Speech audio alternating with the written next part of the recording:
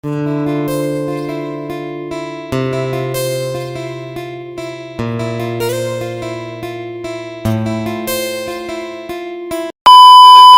Guys, welcome back to my channel Pranati official. আমি প্রণতি আর তোমাদের জন্য নিয়ে চলে এসেছি আমার আরও একটা নতুন ব্লগ ভিডিও নিয়ে। তো তোমরা ভিডিওটা স্কিপ না করে পুরো শেষ অবধি দেখো, আশা করি তোমাদের ভিডিওটা ভালো লাগবে। আজ সকালে ঘুম থেকে ওঠার পর দেখলাম আকাশের ওয়েদারটা কিন্তু খুবই সুন্দর, আর এই শীতের সকালে মিষ্টি রোদটা যেন আরোই বেশি ভালো লাগছে। বেশ কিছুটা সময় রোদে দাঁড়িয়ে থাকার পর কিন্তু এখন আমি চলে এসেছি এই যে ঘরে, আর ঘরে এসেই কিন্তু প্রথমে আমি খেয়ে নিচ্ছিলাম এখানে লেবু জল। আসলে আগে কিন্তু আমি প্রতিদিন লেবু জলটা খেতাম, বাট কিছুদিন হয়ে গেল আমার কিন্তু এই লেবু জলটা আর খাওয়া হয় না, তাই ভাবলাম আজকে থেকে আবারও লেবু জলটা খাওয়া শুরু করি। তারপরে কিন্তু আমি ঘরের কিছুটা কাজ করে নেওয়ার পর এখন চলে এসেছি এই যে আলমারিটা খুলে দেখছি যে কোন শাড়িটা পরে যাব। আমি কিন্তু প্রথমে ভাবিনি যে শাড়ি পরে যাব, তো আমার একটা ফ্রেন্ড বলল যে না তুই শাড়ি পরেই যাবি। তারপর ওকে আমি ফোন করে বললাম যে দেখ আমি বুঝতে পারছি না যে কোন শাড়িটা পরে যাব। তারপর ওকে ভিডিও কলে দেখালাম আর ও একটা শাড়ি আমাকে পছন্দ করে দিয়েছে, মানে ও আমাকে 3টে শাড়ি পছন্দ করে দিয়েছিল। তো সেই 3টে শাড়ি কিন্তু আমি আলমারি থেকে এখন বের করে নিয়েছি, আর এই 3টের মধ্যে কোনটা যে পরবো সেটাই আমি বুঝতে পারছিলাম না। তো চলো দেখা যাক যে কোন শাড়িটা পরি। তার আগে কিন্তু আমি স্নান করে নিই। তো স্নান করার পর আমি ডিসাইড করব যে কোন শাড়িটা পরবো। তারপরে কিন্তু আমি স্নান করে নেওয়ার পর এখন চলে এসেছিলাম কিন্তু আমার ওই ফ্রেন্ডের বাড়িতে। আমি বললাম যে তোর বাড়িতে গিয়ে আমি পুরো রেডিটা হব। তো ওর বাড়িতে আসার পর দেখো রেডি হয়ে একেবারে ভিডিওটা আমি আবার শুরু করেছিলাম।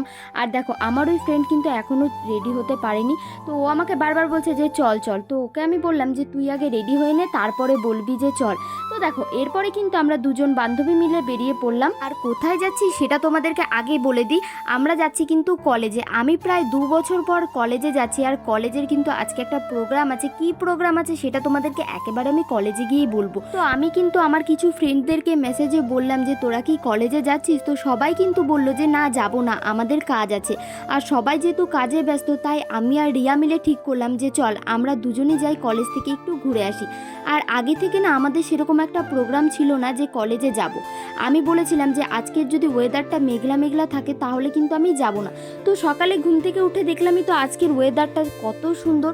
তো রিয়া আমাকে সকালে ফোন করে বলল যে আজকে যাচ্ছিস তো? তো আমি বললাম যে ঠিক আছে যাব। তারপরে কিন্তু রিয়াদের বাড়ির থেকে বেশ কিছুটা হেঁটে এসে আমরা কিন্তু পেয়ে গিয়েছিলাম টোটো। তারপরে দেখো টোটোতে চেপে গেছি।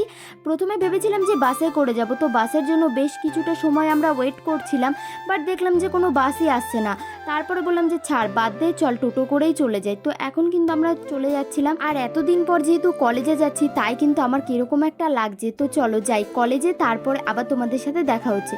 আর এই যে কলেজে এসেই দেখলাম এখানে কিন্তু প্রচুর স্টুডেন্ট এসেছে। আর এই যে কলেজের সামনে আসার পরে কিন্তু আমার পুরনো দিনের সেই স্মৃতিগুলো মনে পড়ে যাচ্ছে। আগে যখন আমরা কলেজে পড়তাম এই ফ্রেশার্স নিয়ে যেন আমাদের একটা আলাদাই অনুভূতি ছিল। আগের থেকে প্ল্যানিং করা, সবাই কিন্তু সেম কালারের শাড়ি পরবো, সেম জুয়েলারি পরবো, মানে সে একটা আলাদাই দিন ছিল। যদিও সেই দিনগুলো আর কোনোদিনও ফেরত আসবে না, স্মৃতি হয়েই কিন্তু সারা জীবন থেকে যাবে। এরপরে কিন্তু আমাদের কলেজ থেকে এনাকে আমন্ত্রণ করা হয়েছিল, তাই কিন্তু উনি এসেছিল। বেশ কিছুক্ষণ অনেক ভালো ভালো কথা বলার পর এরপরে কিন্তু আমরা সবাই মিলে লেগে পড়লাম ডান্স করার জন্য। আর এই ডান্স করতে আসার পর রিয়া আমার সাথে কিন্তু একমত ছিল, মানে আমি প্রথমে বলেছিলাম যে শাড়ি পরবো না, আর এখানে ডান্স করার পর রিয়া যখন দেখছে যে না ও শাড়িতে ঠিকভাবে ডান্স করতে পারছে না, তখন ও বলল যে কেন যে শাড়ি পরে এলাম, অন্য কিছু পরে আসলেই ভালো হতো। আর এই যে এটা কিন্তু একেবারে প্রোগ্রাম শেষ হওয়ার পর দেখো অনেকেই কিন্তু বাড়ি চলে গেছে, আর আমরাও কিন্তু বাড়ি যাওয়ার তাড়াতেই ছিলাম। তো তারপরে রিয়াকে বললাম যে চল, এরপরে কিন্তু আমাকে বাড়ি যেতে হবে। আর বাড়ি থেকেও কিন্তু অনেকবার ফোন করেছে, কারণ আমাকে কিন্তু আবারও আরেক জায়গায় যেতে হবে। তো বাড়িতে আসার পর ফ্রেশ হয়ে নেওয়ার পর কিন্তু আমি চলে এসেছিলাম এই যে আবারও আর একটা প্রোগ্রামে। আর কি প্রোগ্রামে এসেছি সেটা তোমাদেরকে বলে দিই। আর আজ কিন্তু ছিল সাই বাবার 99তম জন্মদিন। আর এই 99তম জন্মদিনে কিন্তু 99টা মোমবাতি জ্বালিয়ে প্রোগ্রামটা শুরু করা হয়েছিল। এরপরে কিন্তু এখন সাই বাবার কেক কাটা হচ্ছে, আর আমরা সবাই মিলে কিন্তু এখানে ভজন করছিলাম। আর জানো তো আমিও কিন্তু কিছু বছর আগে এই সাই বাবার ক্লাস করতাম, এখন যেহেতু করা হয় না, বাট আন্টি আমাদেরকে আগের থেকেই বলেছিল যে সাই বাবার 99তম জন্মদিন উপলক্ষে একটা প্রোগ্রাম করছে, তো সেই প্রোগ্রামে আমাদেরকে যাওয়ার জন্য। তাই বেশি দেরি না করে কিন্তু আমি আর বোন মিলেই চলে এসেছিলাম। আসলে আগের থেকেই আসার কথা ছিল, বাট আমি যেহেতু কলেজের প্রোগ্রামে গিয়েছিলাম তাই কিন্তু আমার আসতে বেশ কিছুটা দেরি হয়ে গেছিল। এরপরে কিন্তু আমাদের পাড়ার এই ছোট ছোট 3টে বোন এখানে নাচ করছিল, আর আমার কিন্তু সেই পুরনো দিনের কথাগুলো মনে পড়ে যাচ্ছিল যখন আমরা এরকম ক্লাস করতাম। তো এই সাই বাবার জন্মদিন উপলক্ষে কিন্তু আমরাও এরকম ডান্স তুলতাম, গান তুলতাম, ভজন করতাম, মানে সেই দিনগুলো একটা আলাদাই ছিল। এরপরে কিন্তু এখানে সব ভাই বোনরা মিলে এখন প্রোগ্রাম করছে, এখানে ওরা গান করছিল। এখানে যত ভাই বোনদেরকে দেখতে পাচ্ছ এরা সবাই কিন্তু সাই বাবার ক্লাস করে। জানো তো, সাই বাবার ক্লাস থেকে কিন্তু অনেক নতুন নতুন জিনিস শেখা যায়।